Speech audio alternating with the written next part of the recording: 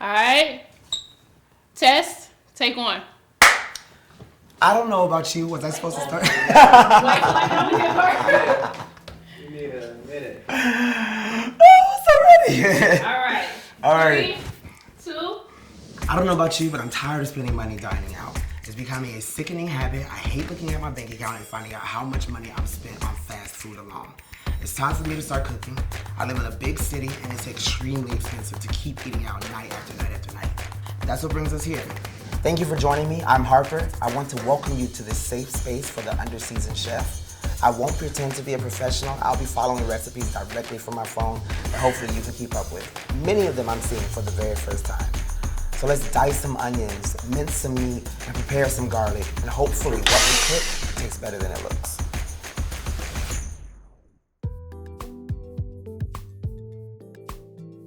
So to start, I was looking up recipes on Google for something simple to make. And I know one thing that I like to order when I go out to eat is pesto pasta. It's like this little pasta with this green kind of sauce. I don't really care for Alfredo, and I don't really like the red sauce. It's simple. It only requires one pot, so I figured, why not? The ingredients, honestly, were a little complicated for me because I don't really know what most of these things were. But I understood the first ingredient, which was chicken. And if it has chicken, you can't go wrong.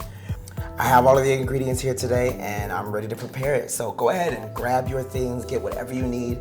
Again, I'll be following off my phone, so it should be easy to keep up with. Let's get started. It's gonna taste better than it looks, I promise. So the steps for this ingredients are we're going to marinate our chicken, we're going to make the pesto, and then we're going to actually combine them all after we make the pasta.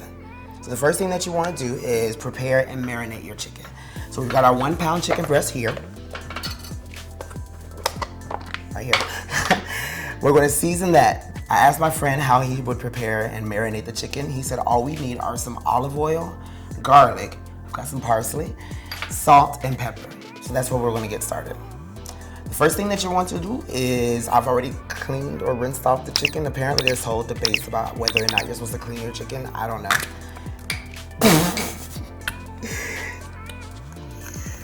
We got fresh olive oil apparently. The lid is still on and everything. So I'm just gonna go ahead and lather that up. Get it nice and drenched. People actually do this like for fun and for a living. Is this how it's supposed to be done on the cutting board? I don't like it. I don't like the way it feels.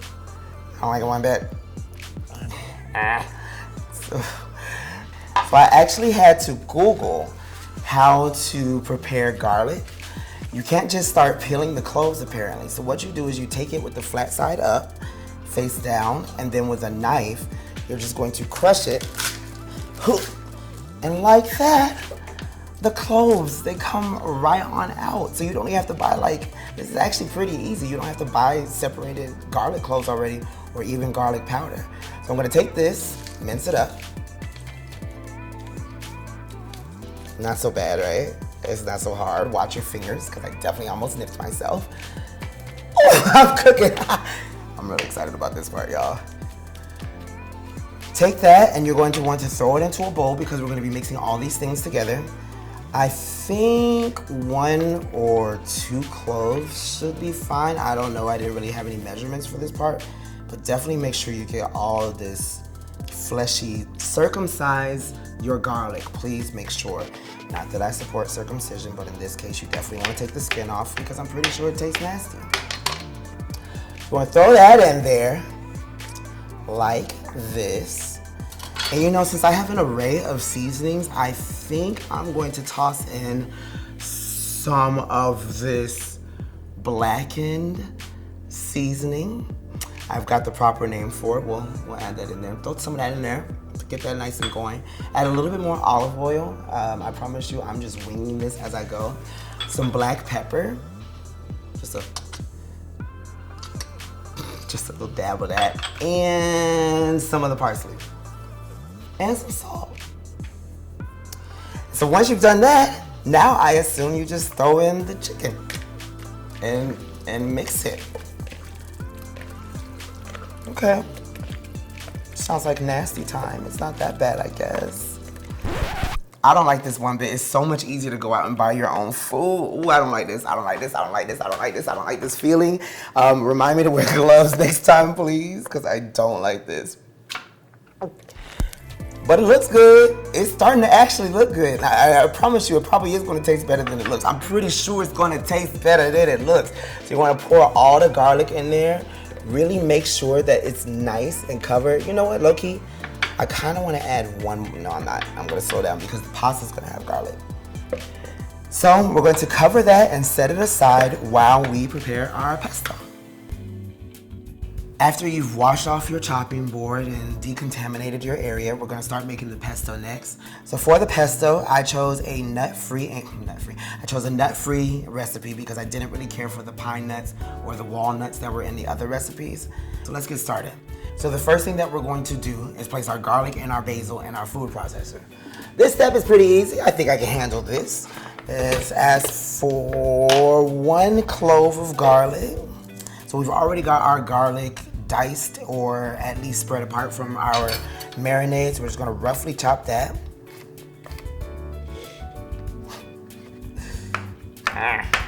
It's rough, all right. I don't necessarily know what they meant, but there we go. And then we need a cup of basil. Okay, so a cup of basil. We've got our basil here. Basil at the grocery store was pretty complicated to find because honestly it looks just like spinach, it looks just like celery, it looks like broccoli. But you can tell the difference of basil by how it smells. It really has like this fresh herb gardening kind of scent to it. So we're gonna start out with that, put that in our measuring cup.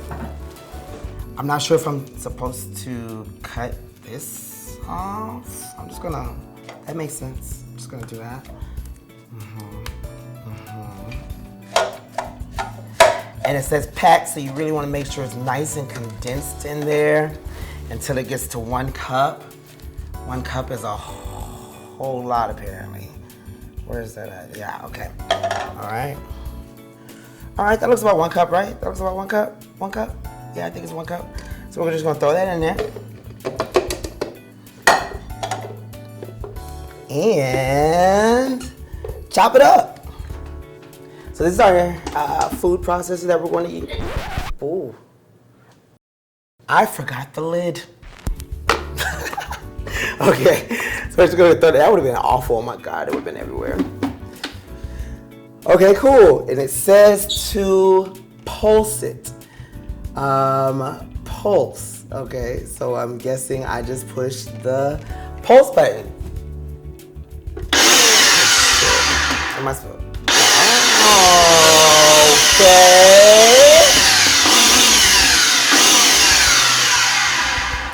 I gotta be missing something. Place the garlic and basil in a food processor or blender and pulse until everything is roughly chopped.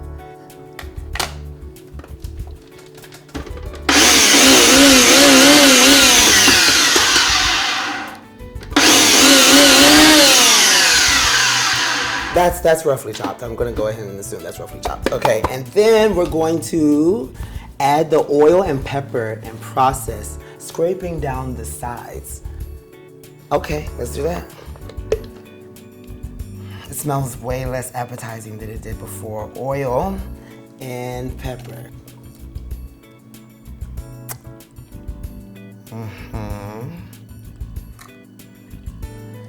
And freshly ground pepper. I don't know how fresh the pepper is, but it's ground, so let's go with it. Okay. All right, cool.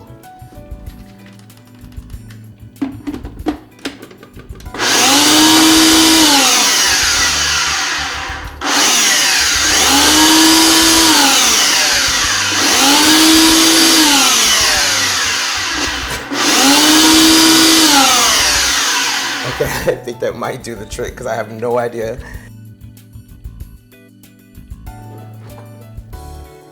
Oh, it kind of does look like a sauce.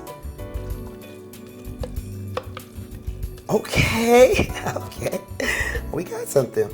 And it does smell really good actually. And then also, the next step is calling for the Parmesan to be added into the mix. So you're gonna use 3 tablespoons of finely grated Parmesan.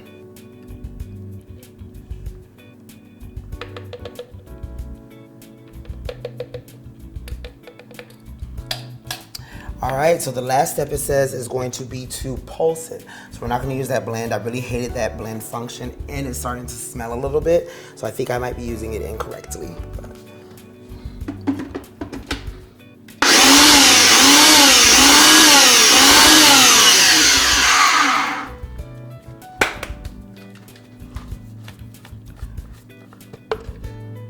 And there we go, mush. I think that's the pesto. Okay, so after the pesto, I'm gonna set that to the side, and now let's start on the actual pasta. We've got our chicken marinated already, and our basil is set to the side and ready to be added to the pasta. And now for what I consider to be the most challenging part, so bear with me. I will be following this recipe to a T as we go through each step together. So it does say to cut the chicken breast into 1-inch pieces. You're going to add the butter to a deep skillet and melt over medium heat. Add the chicken to the skillet and cook over medium heat until the chicken is slightly browned on the outside. So let's follow this one step at a time. Firstly, cut the chicken breast into 1-inch pieces. So now that it's over here and it's been skinny dipping in our olive oil, I'm gonna go ahead and take it out. And it does actually smell really good. That's one thing that I am actually enjoying about this process is getting to smell the food before it's brought out to me and actually tasting it. So as long as my food continues to smell like this, I can probably keep this up, or I definitely can keep this up. Let's speak positively about this experience. All right, okay. All right, 1-inch pieces. So wasn't so bad. I don't think that's an inch. Just take it in half again. That's good. That's good. Are there specific knives that you're supposed to use to like cut meat? Because this one is actually really good, but I'm using it on everything. Please make sure that you wash anything that you touch your chicken with, because cross-contamination is a real thing. Salmonella, SARS, all that stuff. I don't think you get SARS from cross-contamination.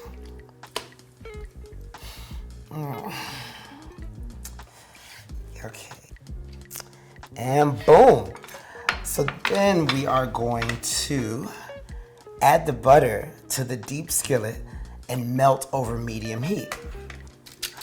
All right, cool. So I just like mush it in there like that. That's 1 tablespoon. And this is going to be 2 tablespoons.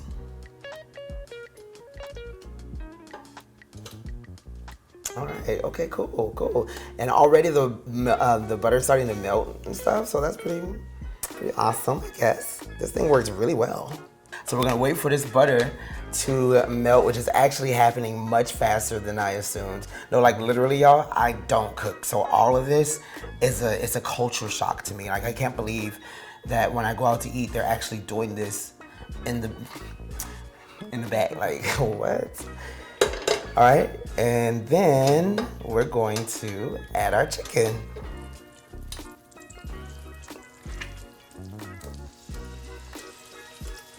Do you hear that? I'm cooking. Okay, so we've got some tongs. These are going to be very essential when it comes to flipping your chicken around. Before, when I was an inexperienced novice, I would use a spatula to flip my chicken. But a friend of mine, Jasmine, told me that it's much easier to do it like this. And honestly, now that I just did it, good job. It is way easier. While the chicken is cooking, mince garlic. See, that's exactly why you want to look for it. Okay. While the chicken is cooking, mince the garlic. Add the garlic to the skillet with the chicken and continue to saute for 1 minute more.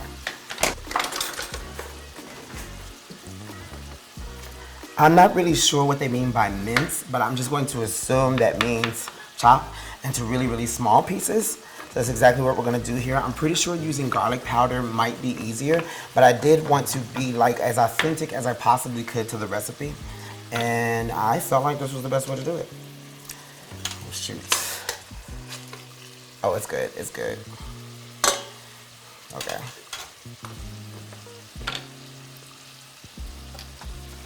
All right. Again, we're gonna just circle. Oh, I want to add onions too. I'm gonna be adding onions. That's not on the recipe, but I like the taste of onions. Also, mushrooms isn't on the recipe, but I'm gonna add a little bit of mushrooms to that too, in a separate pot because I have a friend who does not like mushrooms. So, if you don't like mushrooms, you don't have to add them, but I love them. Alrighty. And like I mentioned, I do want to add some onions. I found a hack on Instagram, and I'm not sure I can really remember how to do it. But an easy way to chop your onions is to leave it with the root facing up, turn it this way, and then slice it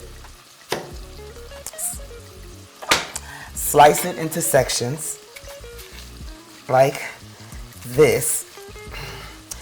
I said easy, didn't I? This is not turning out to be as easy as I thought it would be. Okay. All right. All right. Okay. Slice it into sections and then turn it the other way, facing this way, and cut like that. It looked way better on Instagram, but it's kind of working a little bit. Okay.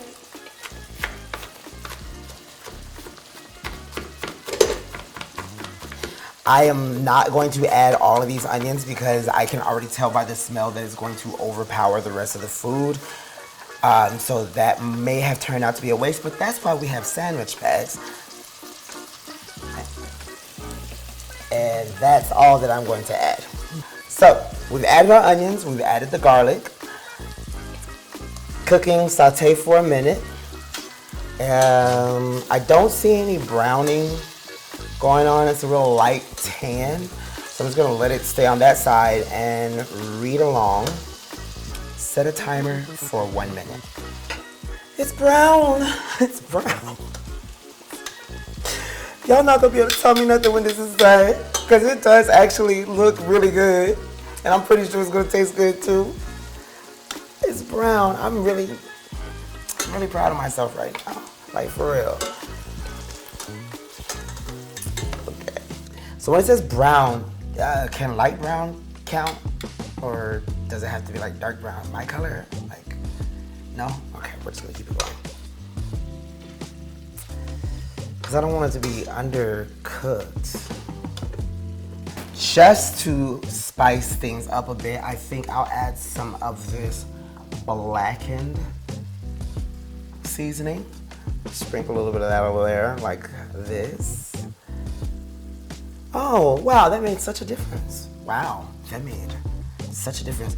Well, let's get into this. I'm about to add some of this stuff, like that. Yeah, give it a little something. Wow, seasoning really goes a long way. Oh, it smells different too. And then add the uncooked pasta and chicken broth to the skillet with the chicken and garlic. That doesn't sound right, but I'm going to trust the recipe and do it anyway. So they asked for 1.5 cups of chicken broth. Okay. 1.5 cups of chicken broth.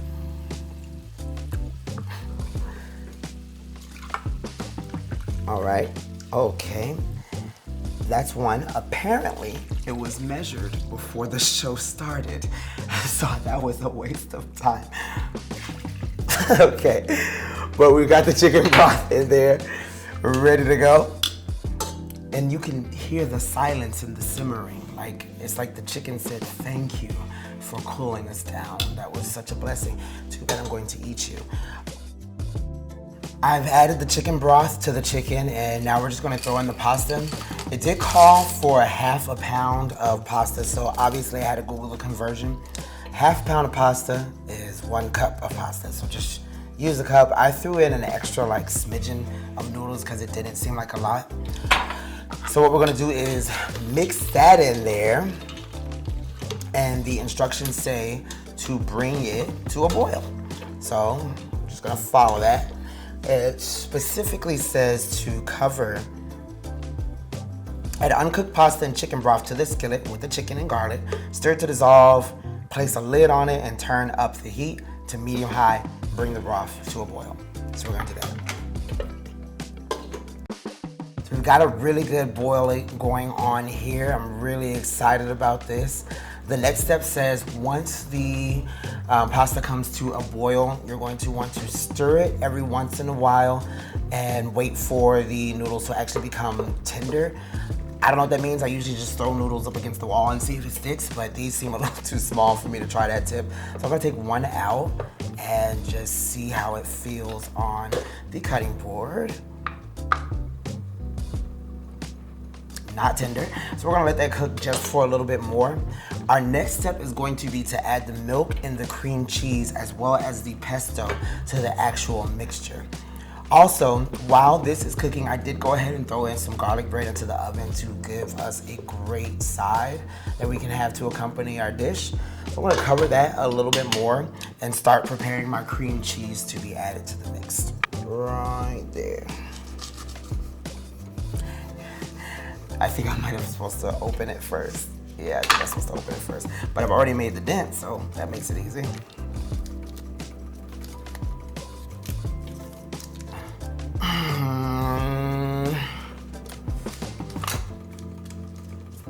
Where there's a will, there's a way.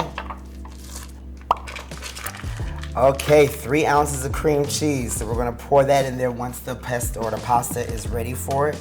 I've already got my milk set aside and measured. I will be using almond milk because I don't drink dairy milk, which kind of defeats the purpose, I guess, as I'm using cream cheese. You can substitute this for vegan cream cheese. I just don't know where it is, or at least non-dairy cream cheese. So I'll be adding this into the mixture momentarily.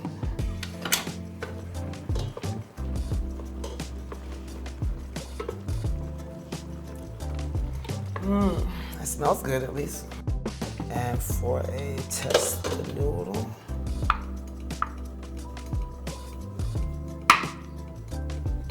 It's done.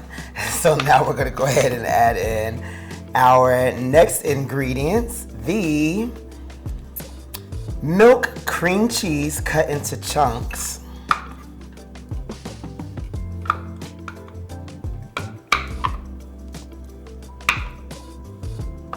Cut into chunks, and pesto. Stir, cook over medium heat until the cream cheese is fully melted into the sauce. Finally, add the grated Parmesan and stir until combined. All right, we can do that.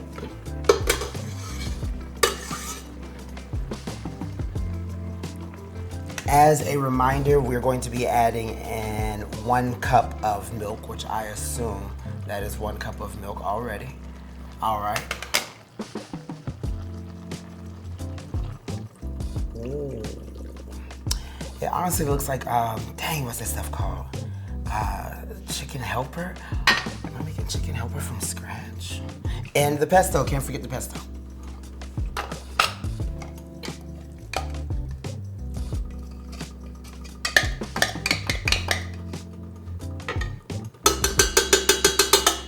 Honestly, it looks a little creamier than I expected, but I guess this don't look right.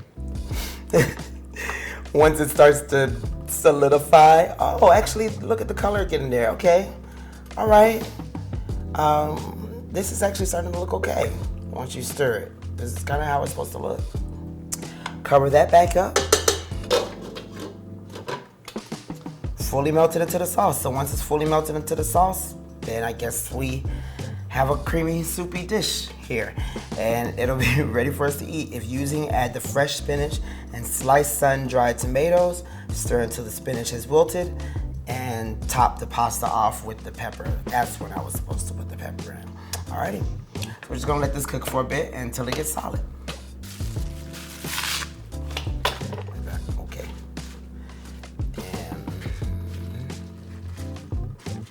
That don't look good.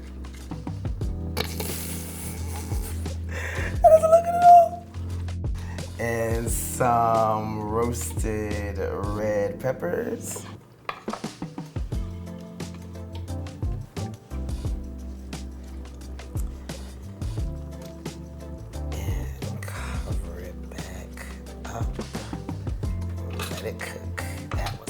I thought it would be. And now we're just gonna let our pasta simmer for a bit, and once we feel like the spinach is properly wilted, then the meal should be ready to digest. While the pasta was boiling, I think I may have mentioned that I did go ahead and throw in a garlic bread in. Honestly, I forgot about it, so I'm not really sure how it's going to look, but actually this is exactly how I like my garlic bread, with a little crunch. Cool. So we've got us some good little sides to go along with our pasta. And look at my cute little glove my friend bought me. Look at you. Adulting. I'm really proud of all y'all out there who were able to follow this recipe, and most importantly, I'm proud of myself for doing this today. Most importantly. Ooh. So once it comes to fully melted the cheese, you can finally add the grated Parmesan and stir until combined. So really, I'm just gonna go ahead and throw the rest of this in here. And I'll probably end up adding some more once it's on my plate anyway. And stir until combined. I've already added the spinach as well as the roasted red sun-dried tomatoes, whatever they were called, and it's smelling really good. I'm ready to eat. I'm hungry. I feel like I've been cooking since 8 a.m. and I am tired. So let's see what we get. Now, as far as me being a cook, again, I am not a professional, and I know my plating is going to be a little lackluster, but let's see what we have here. All right, so actually, you know what? Scratch all that. It's gonna be great. I know it's gonna be great because I made it myself. We made this. Thank you so much again for joining me. All right, we're gonna start out with some pieces of garlic bread once I found it.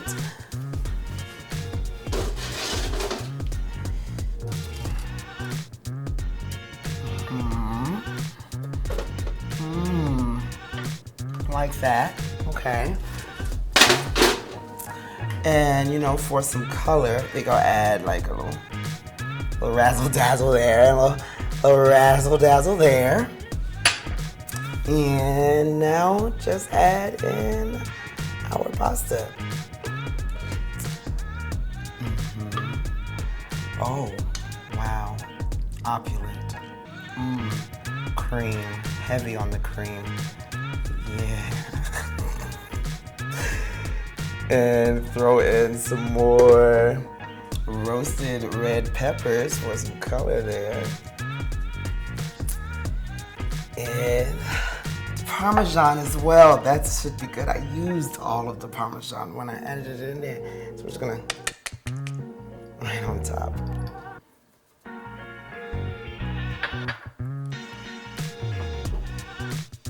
And honestly, I can't wait. I need to take a bite. I have to take a bite. I'm gonna get a little spinach, some of these roasted red. I don't even think I've had any of these sun-dried tomatoes before.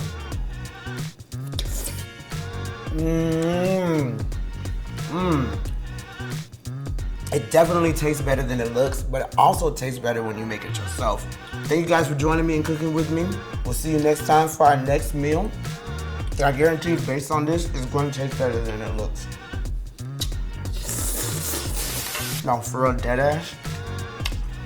Deadass? So shopping for the ingredients honestly was the most complicated part because I don't know my way around a grocery store and I was really frustrated. There were old people everywhere. So get out the way, but anyway, we won't talk about that. Oh. Not the bread. I don't like this one bit. It's so much easier to go out and buy your own food. Ooh, I don't like this. I don't like this. I don't like this. I don't like this. I don't like this feeling. The bread don't look good. Don't taste good either. This is exactly why I go out to eat. I don't really want to know what the food looked like while they were getting it. I don't like this. Don't forget you made bread if you make bread. It definitely tastes better than it looks, but also it tastes better when you make it yourself. I'm really proud of us.